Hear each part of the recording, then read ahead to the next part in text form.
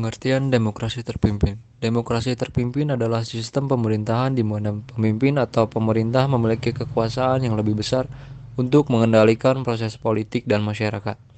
Meskipun masih ada elemen-elemen demokrasi, konsep ini seringkali mencakup pengawasan terhadap partai politik, pembatasan kebebasan pers, dan pengendalian terhadap oposisi, dengan alasan menjaga stabilitas dan kemajuan negara.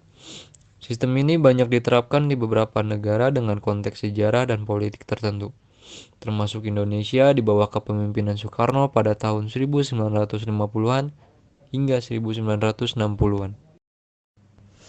Selanjutnya adalah latar belakang demokrasi terpimpin di Indonesia berkaitan dengan beberapa faktor kunci. Yang pertama adalah situasi politik pasca kemerdekaan. Setelah proklamasi kemerdekaan 1945, Indonesia menghadapi tantangan dalam membangun sistem politik yang stabil, termasuk pergolakan antara berbagai ideologi dan partai politik. Yang kedua yaitu konflik sosial dan ekonomi. Ketegangan sosial dan ketidakpuasan terhadap kondisi ekonomi yang sulit menciptakan ketidakstabilan politik, yang mendorong perlunya pengendalian.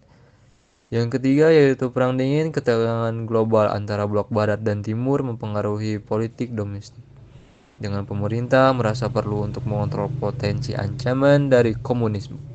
Yang keempat yaitu kepemimpinan Soekarno. Soekarno sebagai presiden pertama mempromosikan konsep demokrasi terpimpin untuk menggabungkan berbagai elemen masyarakat dan partai politik di bawah kepemimpinannya. Yang kelima yaitu krisis politik. Pada akhir 1950-an, banyaknya perpecahan dalam parlemen dan konflik antar partai mendorong perlunya sebuah sistem yang lebih terpusat dan terarah.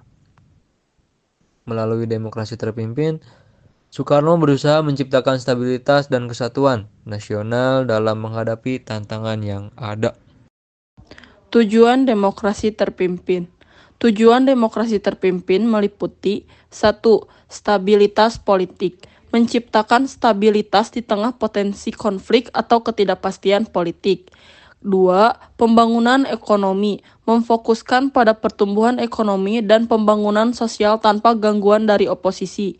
3. Pengendalian sosial. Mengelola masyarakat agar tetap patuh dan mengurangi ketegangan politik. 4. Penyatuan bangsa, memperkuat identitas nasional dan persatuan di tengah keragaman. 5. Perlindungan terhadap radikalisasi, mencegah pengaruh kelompok ekstremis yang dapat mengancam keamanan negara. Kebijakan demokrasi terpimpin. Kebijakan demokrasi terpimpin mencangkup beberapa aspek, antara lain 1. Pengendalian partai politik. Pemerintah membatasi aktivitas partai politik untuk mencegah konflik dan menjaga stabilitas. 2. Pengawasan media. Pembatasan terhadap kebebasan pers dan informasi untuk mengendalikan narasi publik. 3. Sentralisasi kekuatan.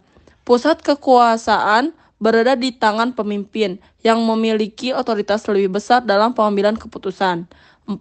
Pembangunan ekonomi terencana. Fokus pada program-program pembangunan yang direncanakan secara nasional untuk mendorong pertumbuhan ekonomi. 5. Mobilisasi masyarakat.